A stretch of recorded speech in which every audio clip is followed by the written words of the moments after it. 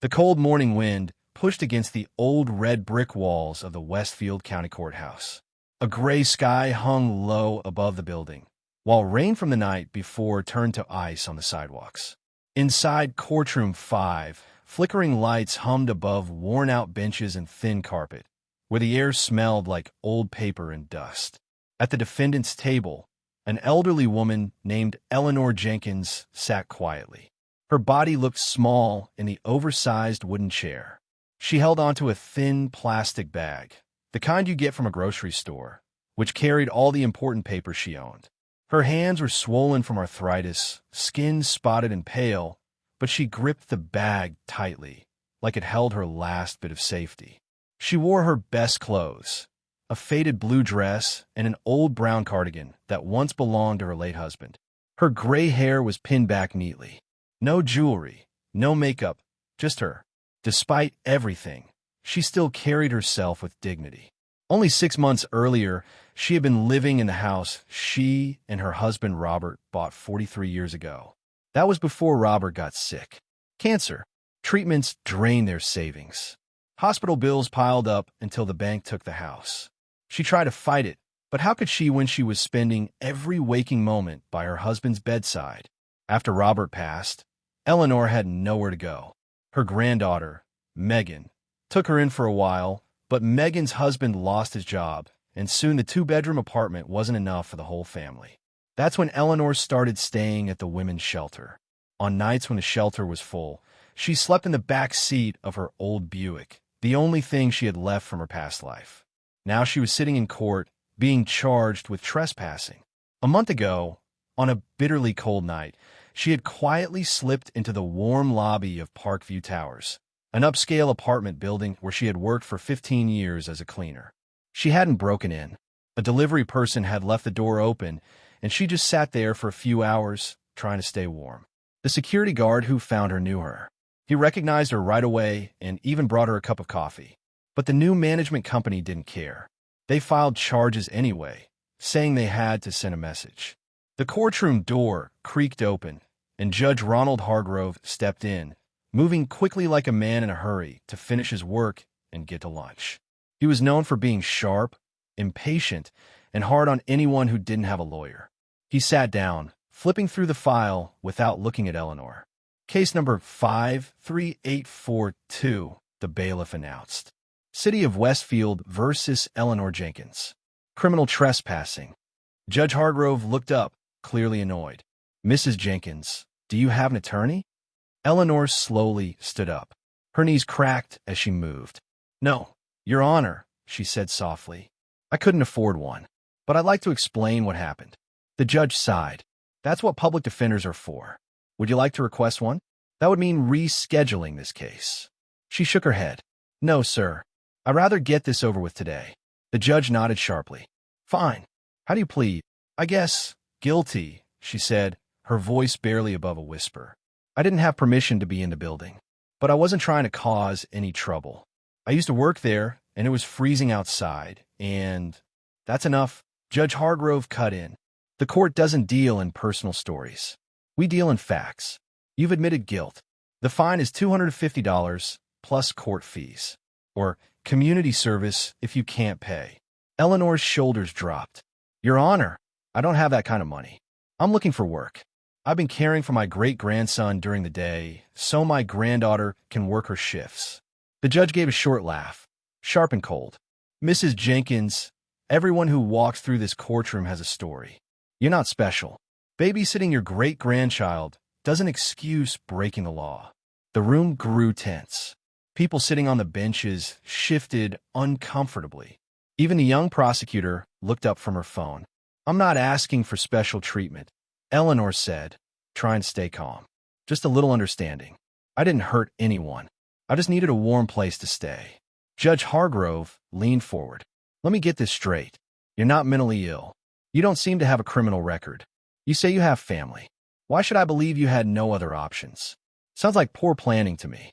Eleanor stood a little straighter. The door was open. I didn't break anything. I didn't steal. I just sat there and left in the morning. The judge gave a half smile. And yet your job at the diner can't cover rent? Maybe you should have made better choices earlier in life." Before Eleanor could respond, the heavy courtroom doors swung open with a loud echo. Everyone turned to see a tall, confident woman walk in. She wore a sharp gray suit and carried a black briefcase. Her hair was perfectly styled, and a single pearl necklace rested on her neck. She looked like she didn't belong in that tired courtroom, because she didn't. The judge blinked in surprise. "Ms. Winters? This isn't your case." Catherine Winters, CEO of one of the most powerful property firms in the state, stepped forward with quiet authority. "I'm here for Mrs. Jenkins," she said calmly. Eleanor turned, confused. She had no idea who this woman was or why she had come. Catherine Winters didn't wait for permission to approach.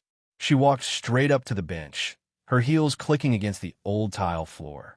Judge Hargrove, who minutes earlier had been full of sarcasm and certainty, suddenly looked unsure. "Your Honor," she said, her voice calm but firm, "I request to speak on behalf of Mrs. Jenkins."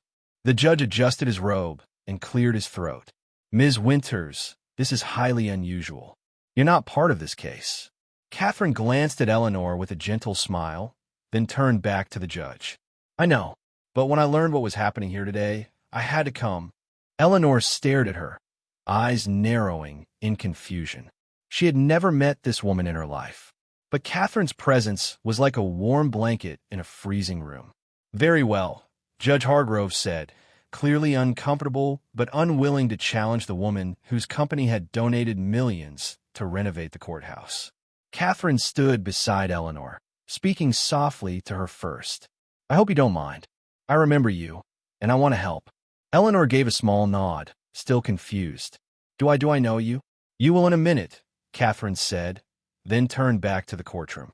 "Your Honor," she began, "Eleanor Jenkins is not just another name on your docket. She is a woman who served her community with dedication for decades. For 15 years, she was the head of housekeeping at Parkview Towers, a building my company owned until recently." The judge stiffened. "I remember her clearly," Catherine continued. "She didn't just clean apartments. She cared for the people who live there, including my husband. 7 years ago, he had a stroke in our penthouse apartment. It was Eleanor who found him and called 911. Doctors said if she had been even 5 minutes later, I would have lost him that day." A low murmur swept through the courtroom. Eleanor looked at Catherine, her memory slowly catching up to the moment. Her mouth parted, but no words came. "She gave us 3 more years together," Catherine said, her voice tightening slightly. "I owe her more than I can ever repay. And now I find her standing alone in a courtroom, being laughed at because she had nowhere else to go on a freezing night." Judge Hargrove opened his mouth, but no words came. His face had lost all color. Catherine didn't wait. Eleanor didn't become homeless because she made bad decisions. Her husband fought cancer for years. Medical bills drained their savings. And Robert Jenkins, by the way, was a decorated Vietnam veteran. The courtroom went silent. She lived with her granddaughter for a while, helped raise her great-grandson, worked part-time at a diner, but that still wasn't enough. And now she's here because she sat in a warm lobby of a building she once helped take care of. And for that, this court asked her for money she doesn't have, or demands she pay in labor she doesn't have the strength for. The judge's hands gripped the edge of his bench. "I wasn't aware of these details." "That's clear," Catherine replied coldly. "Because if you had been, maybe you would have spoken to her with respect. Maybe you wouldn't have chuckled when she mentioned watching her great-grandson. Maybe you would have asked her why someone her age, who served this city with dignity, is sleeping in a car." The young prosecutor, who until now had been silent, stood abruptly. "Your Honor, in light of this new information, the city moves to drop all charges. This is not justice." The judge looked visibly relieved to have an escape. "Motion granted. Charges dismissed. Mrs. Jenkins, you are free to go." A few people in the room clapped softly before stopping themselves. Eleanor looked stunned. She clutched her plastic bag closer, unsure of what to do next. But Catherine wasn't finished. "Before we all pat ourselves on the back," she said sharply, turning to face the entire courtroom, "let's talk about what this moment really says." Judge Hargrove straightened in his seat. Ms. Winters, the case has been resolved. No, she said, her voice quiet but intense. It's been swept aside. Mrs. Jenkins may walk out today without a fine, but what about the next senior citizen who can't afford an attorney? The next one who gets arrested for trying to stay warm? She opened her briefcase and pulled out a folder. This isn't just about Eleanor. I have here data collected over the past year. Your court, Judge Hargrove, has processed over 200 cases involving elderly people without stable housing. The average fine? $275. That's money that could have gone toward shelter, food, or medicine. The judge's face flushed with color again. You've come here with statistics. And names, Catherine said. Faces. Lives. We tried the official channels, submitted 3 formal reviews to the Judicial Ethics Committee. All were ignored. So I decided to do something else. She motioned toward the back of the room, where a few people had quietly entered. A woman with a press badge, a man in a suit with the seal of the state's Judicial Board on his lapel, and another older man wearing a state attorney general badge. This is Melissa Chin from the Tribune, Catherine said. Commissioner James Wilson of the State Judicial Review Board, and Attorney General Robert Diaz. They're here today because they care about how our courts treat the most vulnerable members of society. Judge Hargrove looked around, suddenly trapped. This is highly inappropriate, he stammered. This is a courtroom, not a press conference. No, said the man from the Judicial Review Board, stepping forward. This is exactly where accountability should happen. If you attempt to close this courtroom now, it will be seen as obstruction. Eleanor, who had stayed quiet through all of this, finally found her voice. Please, she said softly. I didn't come here to cause trouble. I just wanted to explain why I was there that night. I just wanted to be heard. The entire room turned to look at her. Catherine walked over and gently placed a hand on Eleanor's shoulder. You've done more than explain. You've reminded everyone in this room what dignity looks like. Catherine turned back toward the judge. Her voice was firm, but now carried something deeper, disappointment. Mrs. Jenkins is not asking for pity, she said. She's asking for fairness, for recognition, for a system that sees her not as a case number, but as a human being who gave her life to this community, who cared for people when no one else did. The courtroom had gone completely still. Even the clack of computer keys had stopped. Everyone was listening. The Attorney General stepped forward.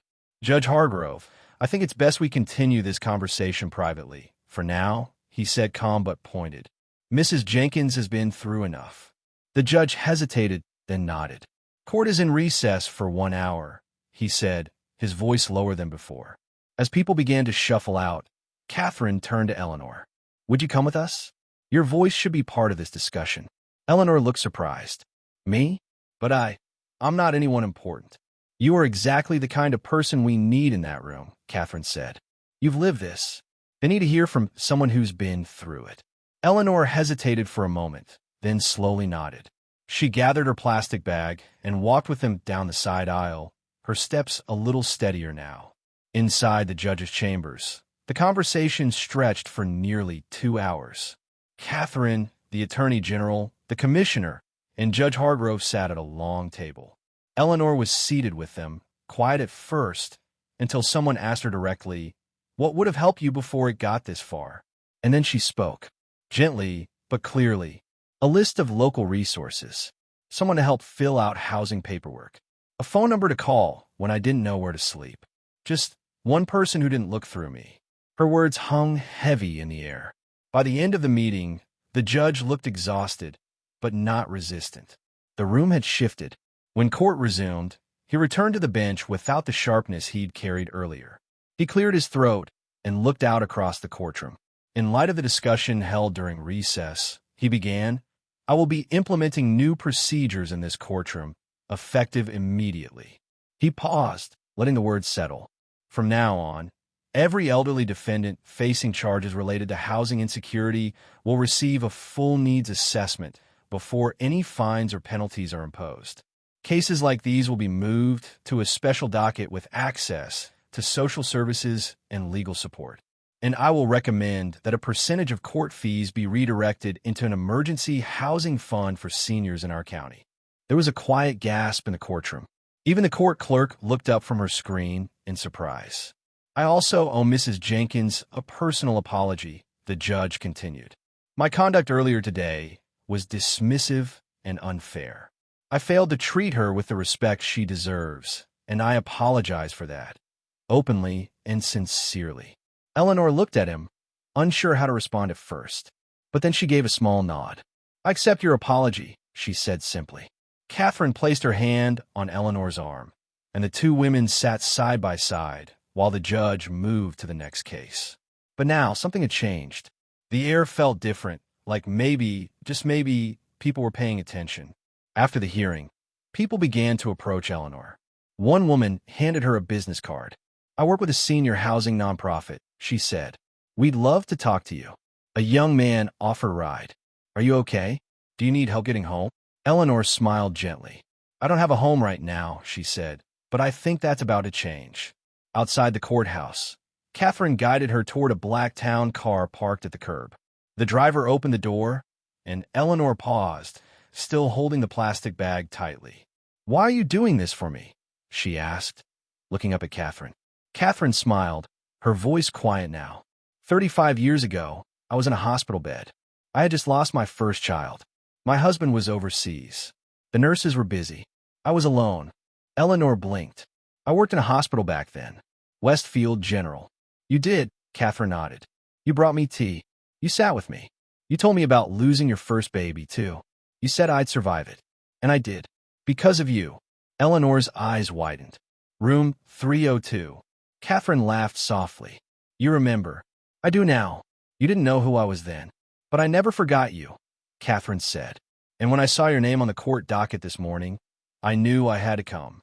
The car door closed behind them, and they rode in silence for a few minutes.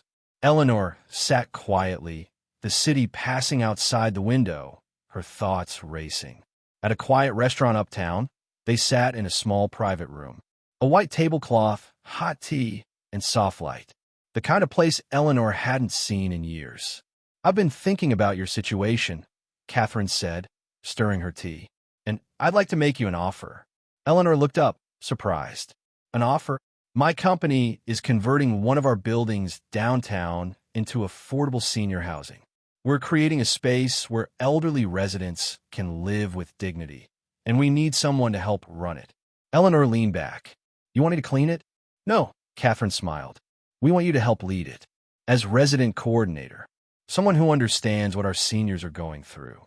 Someone who's lived it." Eleanor shook her head. "I haven't worked in office. I wouldn't know where to start."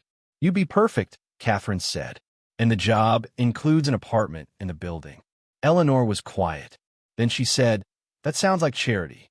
"It's not," Catherine said firmly. "It's a paid position. A real one. You're qualified, Eleanor. In your experience, your life is exactly what we need." Eleanor looked down at her hands, folded in her lap. "I need to know the hours. I watch my great-grandson 3 days a week so Megan can work." Catherine smiled. "We'll have a child care center in the building. You could even help design it." Eleanor's eyes welled up, and she wiped them quickly. "I never thought something like this could happen to me." "You've earned it," Catherine said gently. By the end of the lunch, Eleanor agreed to visit the property the next day. As they left the restaurant, Catherine handed her a small envelope. "What's this?" Eleanor asked. "A retainer," Catherine replied, "for your consulting work during the development phase. Just in case you say yes." Eleanor opened the envelope. Inside was a check that made her breath catch. I can't accept this." "You can," Catherine said, "and you will. Your time and knowledge have value. It's time someone treated them that way." In the weeks that followed, Eleanor's life changed faster than she could have imagined. She visited the downtown property the very next morning. It wasn't much yet, just bare walls, concrete floors, and scaffolding, but to her it looked like promise. She stood in the center of what would soon be the community room and listened as the architects explained their vision. Catherine had assigned a small team to support Eleanor and make sure her input was included from the very beginning. "This will be your office," one of them said, pointing to a room that overlooked a future courtyard. Eleanor smiled politely, still not quite believing this was real. As word spread about the courtroom confrontation, News outlets picked up the story. Some focused on the surprise courtroom twist. Others zeroed in on the deeper issue. Elderly people like Eleanor, who had worked all their lives only to find themselves homeless in their later years.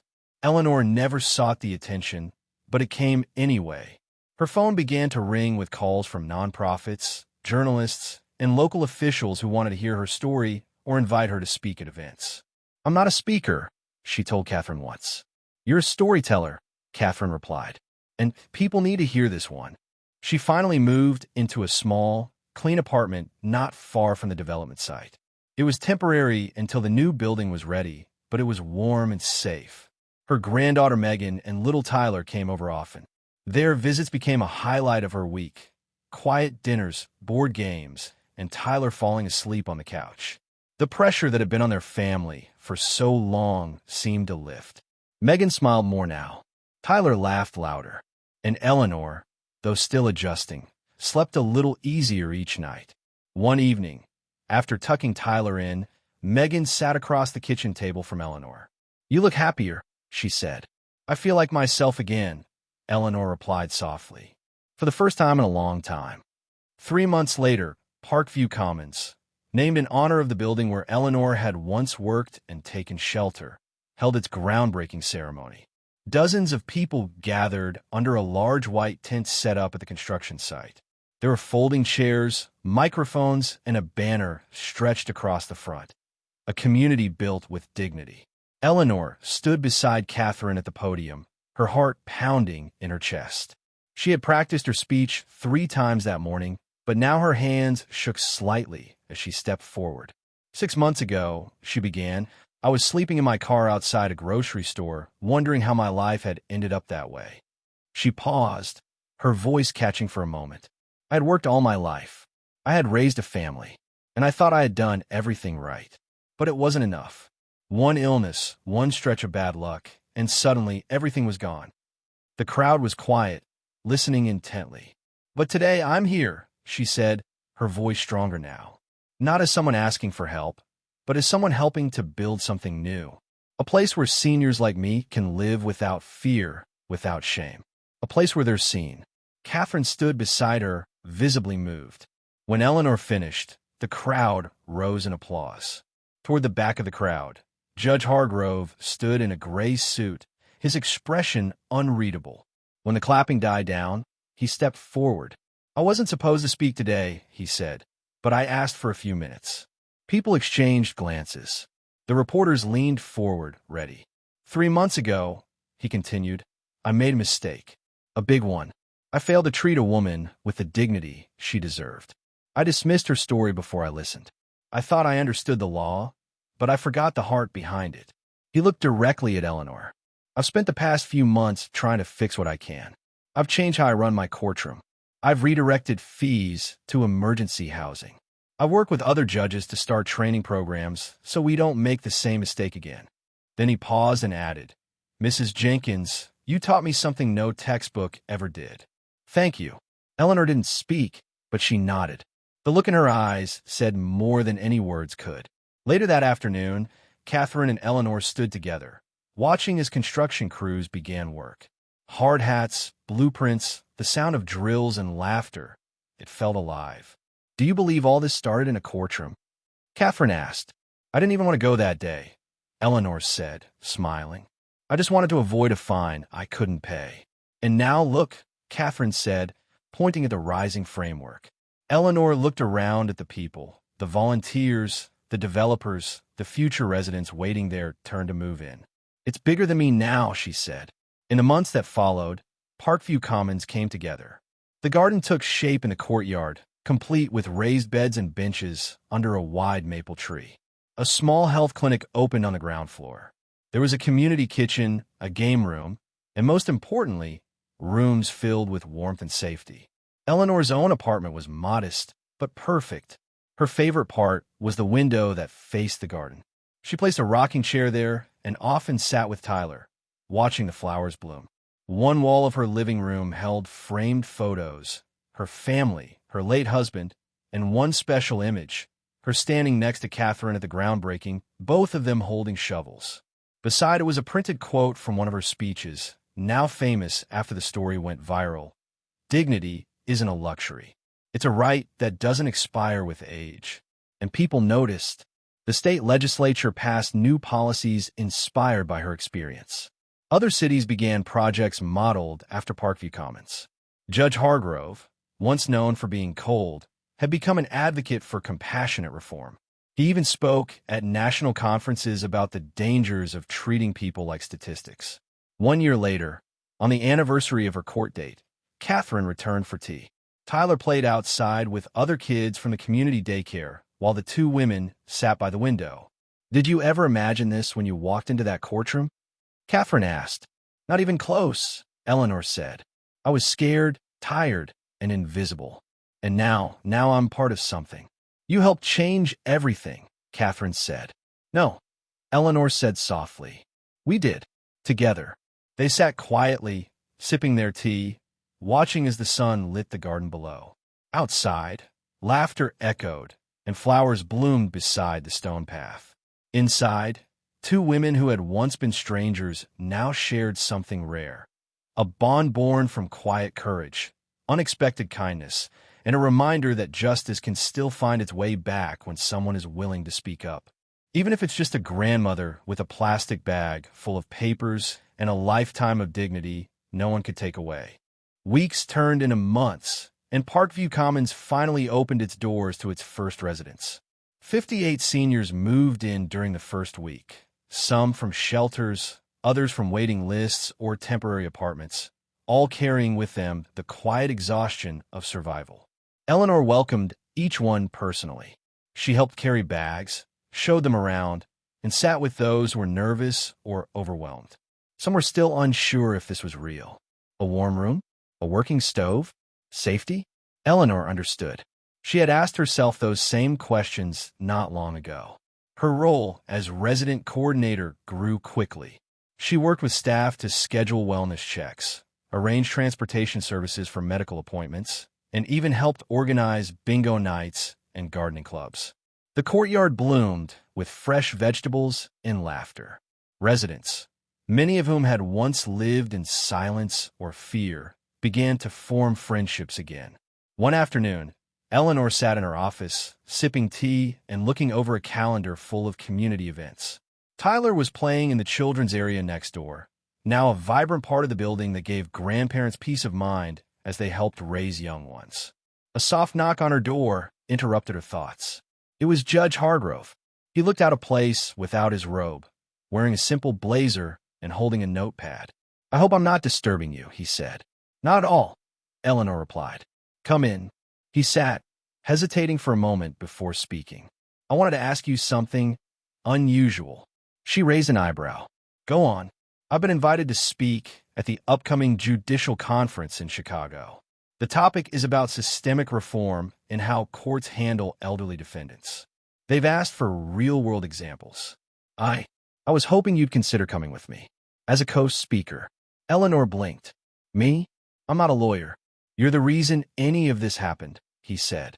"And you speak with the kind of clarity most of us lost in law school. You understand things we overlook." She considered it. "Let me think about it. I'll pay for everything," he added quickly. "Flight, hotel, meals. You won't have to worry about a thing." Eleanor smiled. "I'll give you my answer tomorrow." After he left, she sat quietly, thinking. The idea scared her, but so had everything else this past year. And yet, she had done it. She had walked into that courtroom with nothing but her truth and walked out with a voice that was finally being heard. The next day, she agreed. A month later, they stood together on stage before hundreds of judges, attorneys, and policymakers. Eleanor told her story simply. She didn't speak with anger, only honesty. She talked about watching her husband die, about losing their home, about sitting in a freezing shelter with strangers, about feeling invisible in a courtroom meant to protect people like her. And then she told them about the day everything changed, not because someone gave her charity, but because someone listened. The room rose to their feet in a standing ovation. After the conference, the requests began again. Other cities wanted her help designing similar housing communities. Nonprofits reached out for interviews. Universities invited her to speak with students studying public policy or social work. But Eleanor kept her focus on Parkview Commons. That was her home now, and the residents needed her.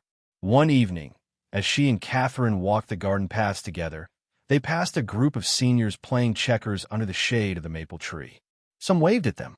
Others smiled quietly, just enjoying the warm evening breeze. "I still don't understand how this happened," Eleanor said softly. "How something so broken turned into this." Catherine looked at her and smiled. "It happened because you didn't give up, and because you reminded people that even the quietest voice can carry weight." Eleanor nodded, her heart full. She had never set out to become a symbol. She had only wanted someone to listen. But now, she had become more than just a name on a docket.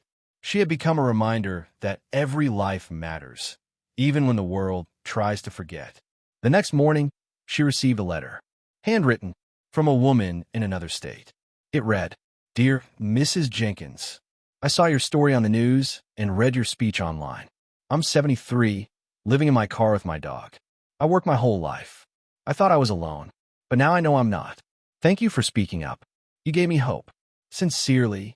And Eleanor folded the letter carefully and placed it in her desk drawer, right next to the framed courtroom photo and the original check Catherine had given her, now uncashed and preserved because she said, "I want to remember what it felt like to be worth something again." Later that week, at the monthly community meeting, Eleanor stood at the front of the room. Her voice was steady, confident. "We're not just tenants here," she told the group. "We're family, and families look out for each other." People nodded. Some wiped away quiet tears. "And if there's one thing I've learned," she added, "it's that justice doesn't always come from a courtroom. Sometimes it starts with a knock on the wrong door and someone finally choosing to answer." The room was silent for a moment. Then came applause, gentle, warm, but powerful. She stepped down and rejoined the circle of neighbors. Her neighbors, no longer invisible, no longer alone. She had found more than shelter. She had found her place in the world again. And through it all, she had reminded everyone who heard her story that dignity is not something you earn. It's something you deserve. At every age, in every home, in every courtroom, in every heart. And that was a story the world would never forget. A year had passed since Eleanor walked into that courtroom with trembling hands and a plastic bag full of documents. Now, the walls of her apartment were lined with keepsakes and memories, photographs, thank you letters, newspaper clippings, even a community award for outstanding advocacy. But she never let those things define her. What mattered to her was the change she could feel every single day, real, lasting, human. Parkview Commons had become more than a housing complex. It was a heartbeat in the center of the city. Each morning, the halls echoed with laughter and conversation. The smell of coffee drifted from the community kitchen. Residents swapped books in the tiny library Eleanor helped organize. And on weekends, the garden filled with grandchildren and games, the kind of life Eleanor had once feared she'd never see again. She still remembered the nights in her car, the loneliness, the cold, the way people looked away when she walked by. Now, those memories didn't haunt her, but grounded her. They reminded her of where she'd been and why she had to keep fighting. One morning, she received a call from the governor's office. They wanted to invite her to join a newly formed Elder Housing and Justice Task Force. She would serve as one of the few non-political members, someone who could speak not from reports, but from real experience. Eleanor laughed softly after hanging up. Not long ago, she was begging to explain herself in front of a judge. Now, lawmakers were asking for her voice. Later that week, she sat on a park bench near the edge of the garden, Tyler at her side. He was playing with a toy truck, absorbed in his own little world. She watched him, smiling gently. "Grandma," he asked suddenly, "why did you have to sleep in a car?" She didn't flinch. "Because sometimes the world forgets that people like me matter," she answered honestly. "But you matter a lot," he said with innocent certainty. She kissed the top of his head. "I know, sweetheart. I do now." In the months that followed, the impact of Eleanor's journey only grew. 3 other states introduced legislation inspired by the Jenkins Act. Several judges began their own reforms. using Eleanor's story as an example in courtroom training sessions. One even reached out directly to thank her, saying, "You reminded me that every person who walks into my courtroom is carrying more than a case. They're carrying a life."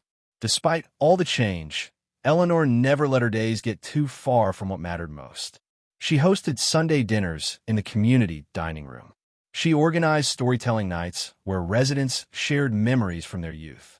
And she continued to check in with new arrivals, knowing the look of fear and uncertainty all too well. Then came a letter.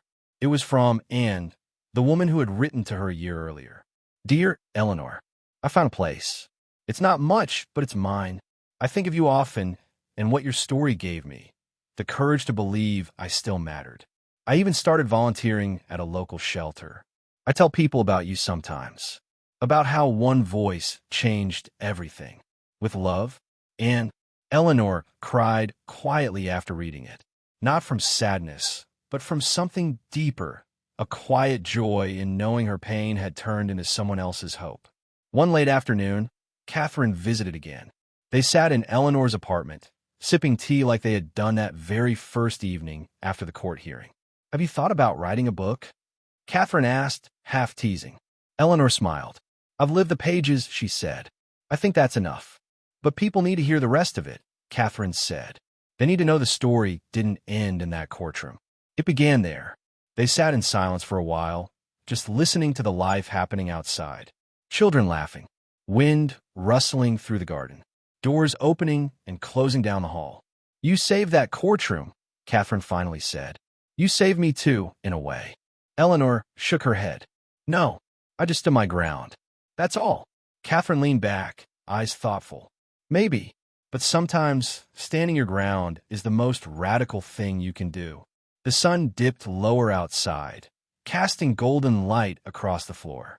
As night fell, Eleanor stood at her window and looked out over the courtyard. Residents were beginning to come in for dinner. The lights in the community hall flickered on. Music played faintly in the distance. This was home, not just a place to live, but a place where dignity was protected like a treasure. A place where kindness had roots. A place built from one act of courage, one unexpected ally, and one moment of being heard. She turned back to the room, picked up her tea, and sat down in the chair by the window. Because while the world outside still wrestled with injustice, inside this place, something sacred had been restored. Dignity, justice, hope. And it all started, not with a hero's speech or a grand gesture, but with an old woman standing quietly before a judge, refusing to be invisible. Moral lesson: true justice begins with listening. Behind every case, every story, and every face is a life shaped by moments we may never see. When we take the time to understand, not just to judge, we begin to repair more than systems. We restore humanity. And sometimes, all it takes is one person standing up, even when their legs are shaking. That anniversary evening, Parkview Commons was alive with celebration. Balloons lined the entrance, and laughter echoed through the halls. Tables were filled with food, homemade casseroles, store-bought cupcakes, and even a donated cake with the words, "1 year, many lives." The residents had insisted on hosting a celebration to mark not just the building's first year, but everything it now stood for. Eleanor walked through the gathering slowly, smiling, hugging people, wiping the occasional tear. She was no longer just the woman from the courtroom story. She was Miss Eleanor, a mentor, a neighbor, and for many, a friend who'd shown them that it wasn't too late to start over. As she made her way to the front of the community room, someone handed her the microphone. "We want to hear from you," a resident called. Eleanor cleared her throat and began, not with a grand opening, but with a truth. "I came here last year with nothing but a bag of papers and the hope I'd be allowed to speak. I thought that was all I had left, but I didn't realize I had something more." She looked around at the faces gathered, some familiar, others new. "I had my voice, and I had all of you, even if I didn't know it yet." The room was silent. Even the children stopped running for a moment. "I learned something this past year. That being poor doesn't mean you're broken. That growing old doesn't mean you're useless. And that one act of kindness, one person listening, can change the direction of a life. She paused, holding back tears. We built something here, not just a building, a promise, that no one who walks through these doors will be invisible again. Applause broke out, soft at first, then swelling until the whole room stood clapping, some crying, some cheering. At the back, Catherine stood with Tyler in her arms. The boy clapped too, grinning proudly. Later that night, after the guests had gone and the lights dimmed, Eleanor sat on the bench outside the front door. The stars were bright above, and the air held that gentle stillness that only comes at the end of something meaningful. Catherine joined her, a blanket in her hands. You should get some sleep, she said, wrapping it around Eleanor's shoulders. In a minute, Eleanor replied, just taking all in. You know, Catherine said, we never did finish that talk about the book. Eleanor laughed. Still not a writer. But you're a storyteller. Eleanor looked up at the stars. Then maybe I'll keep telling it this way. One person at a time. She didn't need applause. She didn't need interviews or speeches or her name in any headlines. She just needed this bench, this place, this peace. In the end, her story had never really been about her.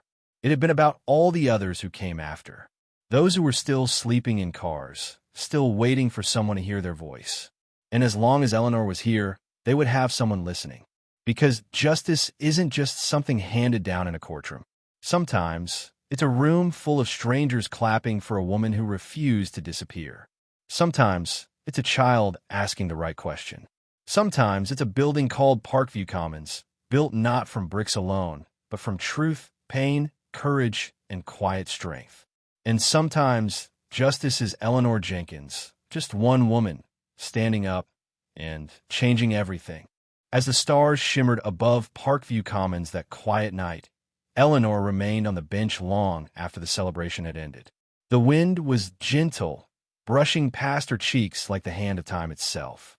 Inside, the building had gone still, but the warmth hadn't faded. It lived in the walls now, in the lives sheltered within them. Catherine returned, now carrying 2 mugs of hot cocoa. She handed one to Eleanor and sat beside her, shoulder to shoulder like old friends who didn't need to fill every silence with words. After a few quiet sips, Eleanor finally spoke. Do you remember that courtroom? The way he looked at me like I was wasting his time. Catherine nodded. And now you sit on housing task forces, change laws, and run a whole community. Not bad for a nuisance case. Eleanor chuckled softly. I used to wonder why all that pain happened. Why Robert got sick. Why we lost our home. Why I ended up alone with nothing but a car seat and some memories. She looked out across the courtyard, where the garden beds waited for morning light. But maybe it all brought me here, she continued. Not to suffer, but to see. To speak up. To be the person I once needed when I felt invisible. Catherine looked at her with quiet admiration. You didn't just survive, Eleanor. You transformed. Eleanor smiled, but her gaze remained on the stars. No, we transformed. Because you remembered. Because you showed up. And because for once, the right people listened. She took another sip and sighed contentedly. That courtroom laugh still echoes in my head sometimes. But now it doesn't hurt. It reminds me how far I've come. A light breeze swept past them. Somewhere inside, a baby cried, then quieted. Life carried on. Eleanor stood, slowly but with confidence. I think it's time I wrote that book after all, she said. Not for glory, just so someone sitting in a shelter somewhere can read it and think, maybe this isn't the end for me either. Catherine smiled. You've already written it. In every life you've touched. As they stepped inside, the warm light washed over them again. That night, Eleanor didn't dream of fear or cold or being turned away. She dreamed of Tyler's laughter in the courtyard, of neighbors sharing stories, and of a world slowly waking up to the quiet crisis they'd ignored for too long. She knew change wouldn't come easily everywhere.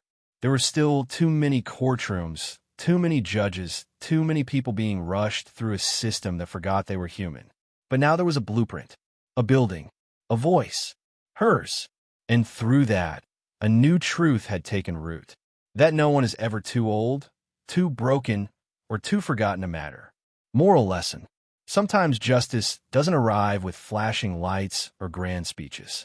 Sometimes it walks in quietly, on swollen feet and trembling hands, asking only to be heard. And when we choose to listen, not with judgment, but with compassion, we don't just change one life. We begin to change the world, because dignity is not earned. It is owed, and it doesn't fade with age. It only grows louder in silence, waiting for someone brave enough to speak.